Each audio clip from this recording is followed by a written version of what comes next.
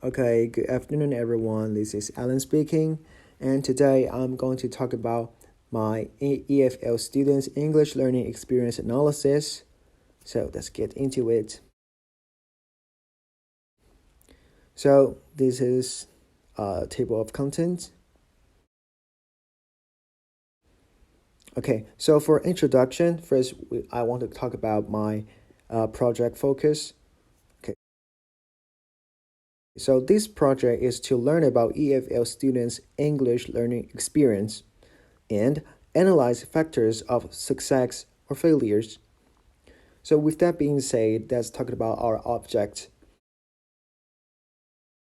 So the first one is his nickname is Pierce, and at age 20, male, and he is a Hakka Malaysian who's come from middle class in Malay.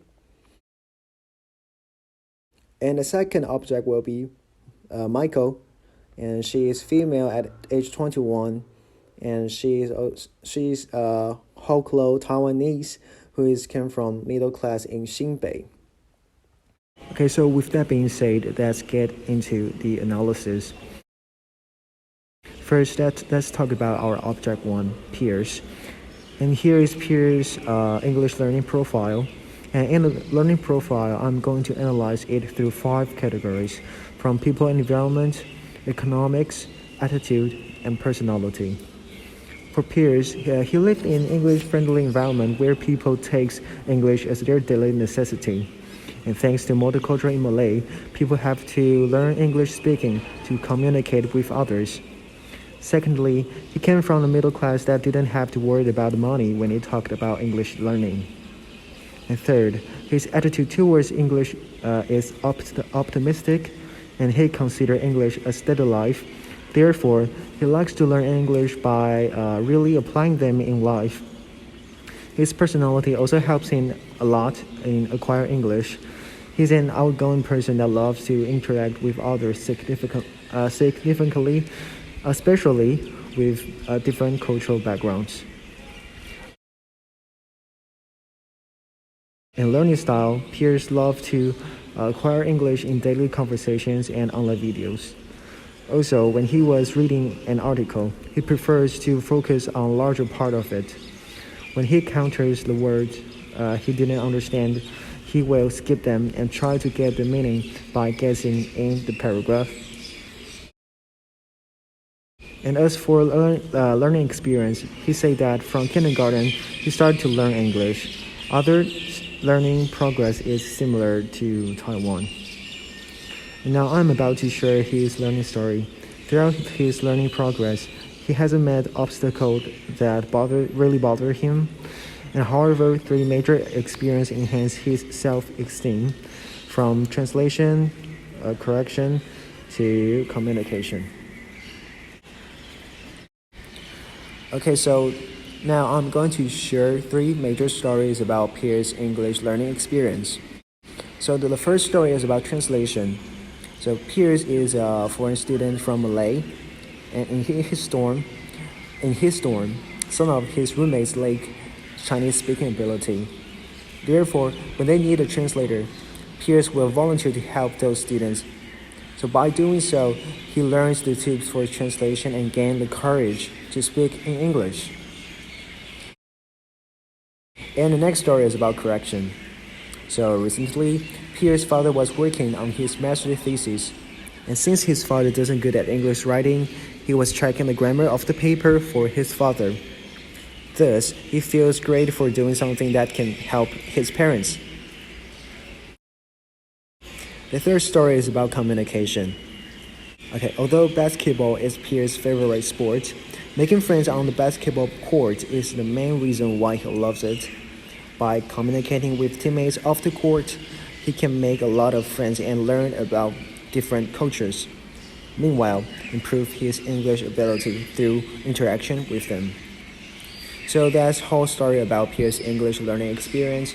So next, I'm going to talk about Michael's learning experience.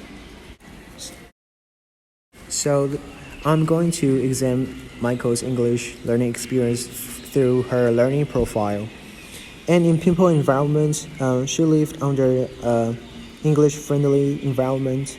But apart from peers environment, people in Taiwan are relatively shy of speaking English. And in academic issue, she didn't have problem with money when it talks about English learning. And attitude, she learns English for the test only instead of really wants to apply them in her daily life. And because of her restless mind, English for her serves as a tool that she can reach out to find some news and interesting ideas on the internet. Okay, so for learning experience, from kindergarten she started to learn English, and until elementary school she loved English very much because she had a lot of game in the cram school, okay. But until high school and senior high school, studying English started to become a stress that she had to face every single day. So she doesn't feel that she loves English anymore. And until college, she considered it as a tool instead of a subject. And for next, I'm going to share her learning story. And the learning story of Michael's is the failure in listening class. The story has 4 stages, from poor performance and couldn't live with it, and practice and redeem fame. And let's get into the story. Okay, so for learning story for her, the first is poor performance. And Michael got a terrible grade in the midterm in listening class. And although other classmates didn't perform well in the test either, she was frustrated and barely accepted her grade. And after that, she couldn't live with her grade. Therefore, she decided to ask how the others prepare for the test. And eventually, her classmate told her that she could practice the exam from 6 minutes from BBC World News. So she tried to prepare for the listening test and listened to the 6 minutes English from BBC podcast when she was going to the class. And eventually, Michael got an excellent grade in the final. And although the final was a lot easier than the midterm, she was satisfied with her performance and the effort she made. Okay, so in sum, I think what I really learned from this research is that learning English is holistic. Just like what we learned and what we read from this semester, is that there are so many factors that can influence people's language acquiring, from people, environment, economic, attitude, personality, or even learning styles. So there are so many factors that sometimes teachers will never know. So I think as an EFL English teacher in the future, I think what we should do is to really understand and analyze students' background and try to provide them an efficient and suitable learning program for them. And here is a very important quote from Peter Wilberg. The teacher's primary responsibility is responsibility. So there are too many kinds of students that has different features that sometimes sometimes teacher like us, we never know.